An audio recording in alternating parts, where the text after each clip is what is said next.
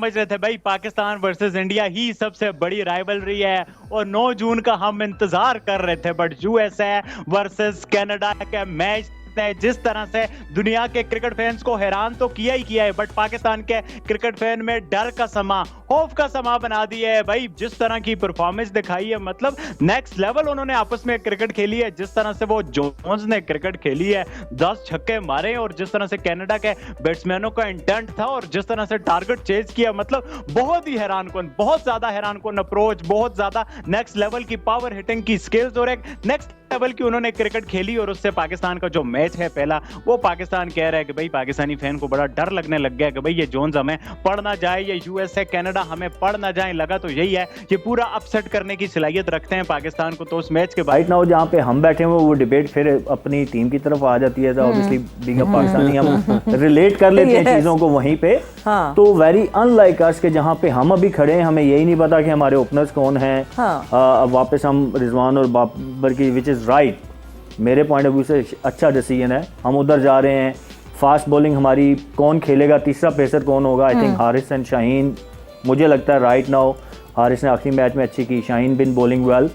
तीसरा पेसर कौन होगा, आमिर ने अभी तक उस तरीके से हमें इम्प्रेस नहीं किया है जो एक्सपेक्टेशन थी हमारी, जिस वजह से उनको वापस लेके आया गया है। आप स्पिनिंग डिपार्टमेंट की बात कर रहे हैं तो Imad been doing well, but बाकी क्वेश्चन मार्क है, और यहाँ पे स्पिनर्स का बड़ा रोल होना है। I think we need to be smart, we need to utilize जो हमारे पार्ट टाइमर्स हैं, इफ्तिखार हो गए, और अगर साइम खेलते हैं तो साइम को यूज़ करना। ये सारे क्वेश्चन मार्क हमारे पास हैं।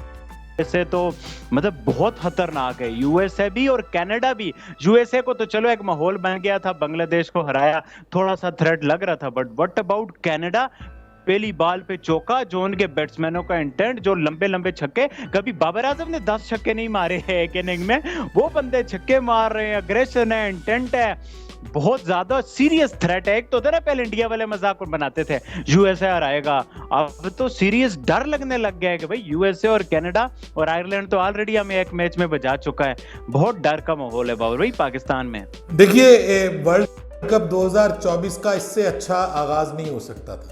मैंने ये मैच बॉल टू बॉल देखा, हालांकि पाकिस्तान इंडिया में आपको पता बहुत अर्ली इन द मॉर्निंग था, लेकिन मैं देखना चाह रहा था बेसिकली कि क्योंकि हमने ऑब्वियसली पूरे वर्ल्ड कप के ऊपर हमने एनालिसिस देना है, तो हमें अंदाज़ा होना चाहिए कि भाई ये टीमें जो हमारे ग्रुप की हैं, कम से कम हम उनका मैच तो देखें ना, और मैच देख के ताकि हमें अंदाज़ा हो कि ये जो टीमें हैं जिनको हम पहले इतना फॉलो नहीं करते, ये टीमें क्या इस काबिल हैं कि कोई कंपटीशन दे सकती हैं। तो मेरा तो देखने का ये मकसद था। लेकिन जब मैच स्टार्ट हुआ और मैंने दोनों टीमों को देखा, और फिर उनके दरमियान भी एक राइवलरी है उस्मान, और वो कहते हैं कि आप तो भूल जाएं जो पाकिस्तान इंडिया की राइवलरी, जो हमारी राइवलरी है ये सैकड़ों साल पुरानी है, और वो कहते हैं कि ये हमारी आपस में बड़ी लगती है एक दूसरे के साथ। थोड़ा आइडिया तो मुझे है, अमेरिकन और कैनेडियन आपस में एक दूसरे को अच्छा नहीं समझते, लेकिन फिर भी मतलब क्रिकेट में वो कहते हैं कि जी हमारी एक टॉप राइवलरी है। और हैरान हुआ मैं ये जानकर कि दुनिया का जो पहला ऑफिशियल वनडे मैच था, जो कि 19वीं सदी में आई थिंक खेला गया किसी सन में, वो इन दो टीमों के दरमियान था। यानी ये जब अंग्रेज़ यहाँ पे आए, ब्रिटिश जो हैं, उन्होंने कनाडा में प्रॉपर वो क्रिकेट को लेके आए, और यहाँ पे अमेरिका में क्रिकेट सैकड़ों साल पुरानी है, तो बहुत सारी चीज़ें हमारे नॉलेज में नहीं होती। लेकिन सर जो वो मैच हुआ है, यकीन करें कि मैं रात सोया नहीं था, तो मैं मैच देखा मैंने पूरा, कि वो मतलब नींद ही उड़ गई मतलब I was not expecting that kind of a match between these two associate Nations.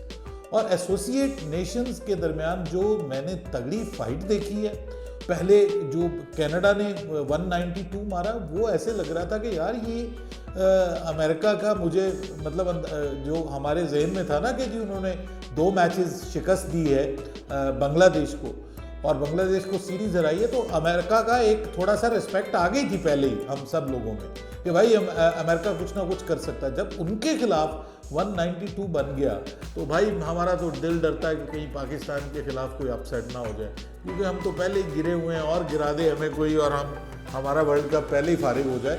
इसलिए हम डर रहे हैं भाई, वाकई डर रहे हैं, पाकिस्तानी क्रिकेट फैंस भी डर रहे हैं कि हमें अपनी प्रॉपर टीम खिलानी पड़ेगी, इसमें कोई दोस्ती यारी 11 नहीं चलेगी।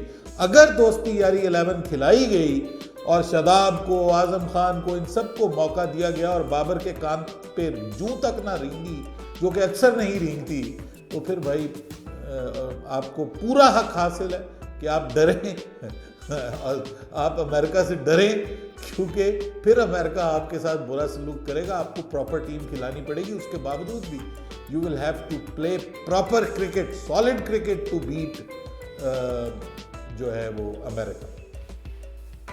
पर भी एक बात तो मुझे श्योर होगी है कि अमेरिका और इवन कनाडा के पास ऐसे पावर हिटर हैं जो पाकिस्तान के पास नहीं है, और इंक्लूडिंग फखर जमान। पिछले मैच में देखा फखर जमान एक तारा उधर आउट इधर आउट, इंक्लूडिंग फखर जमान में कह रहा हूँ, क्योंकि फखर जमान भी सम टाइम उसका अपना मूड माहौल वाला हिसाब है, वो उस तरह से एक वो वन साइड का प्लेयर लगता है। वो जो दोनों टीमों के पास बैटर्स हैं 100-110 मीटर के छक्के लगा रहे हैं, प्रॉपर इंटेंट दिखा रहे हैं और मसल नजर आ रहे हैं, वो पाकिस्तान के पास कोई भी नहीं है। कोई भी मुझे ऐसा बैटर नहीं नजर आ रहा जो उनको कंपीट करेगा। इतने अरसे से पाकिस्तान के प्लेयर्स खेल रहे हैं, इतनी रिच क्रिकेटिंग हिस्ट्री है, और 135-40 का पेस डाल रहे हैं बॉलर्स, मतलब के।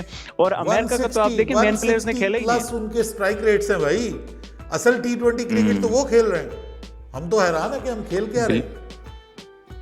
बिल्कुल बाबर भाई, और जो मेन प्लेयर हैं लाइक कोरे एंडरसन है और वो इंडिया वाले हैं, वो तो अभी चले ही नहीं है उस तरह से। उसके बावजूद मतलब उन्होंने इस तरह की क्रिकेट खेली है, क्वाइट सरप्राइजिंग, और उम्मीद है पाकिस्तान देख रहा होगा। बट मैं हैरान हूँ पाकिस्तान के प्लेयरों का एटीट्यूड। बाबर भाई विराट कोहली आता है, वो डायरेक्ट टीम इंडिया के कैंप में आता है। आज मैं देख रहा था शाहीन अफरीदी वो कहीं घोड़ों की और वो बैलों की रेसों वाली जगह पे गया हुआ है।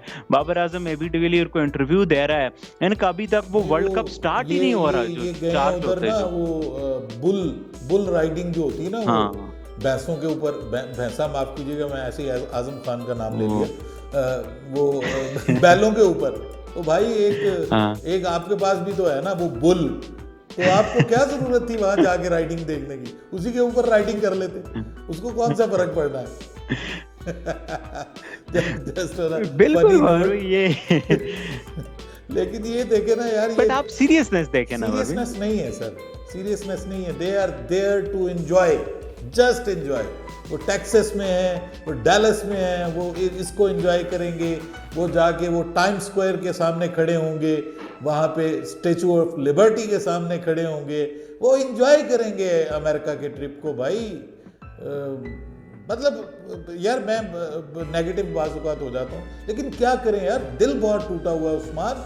हमने इस टीम को बहुत सपोर्ट किया है, लेकिन उसके बावजूद जो चीज़ें ठीक नहीं होती ना, तो फिर दिल घबराता है और फिर नेगेटिव सोचने को दिल करता है कि भाई हमारे अंदर बहुत सारे मसले मसाइल हैं। बस अल्लाह पाक इज़्ज़त रख ले तो रख ले, कुदरत का निज़ाम आ जाए तो आ जाए, वरना हालात मुश्किल है।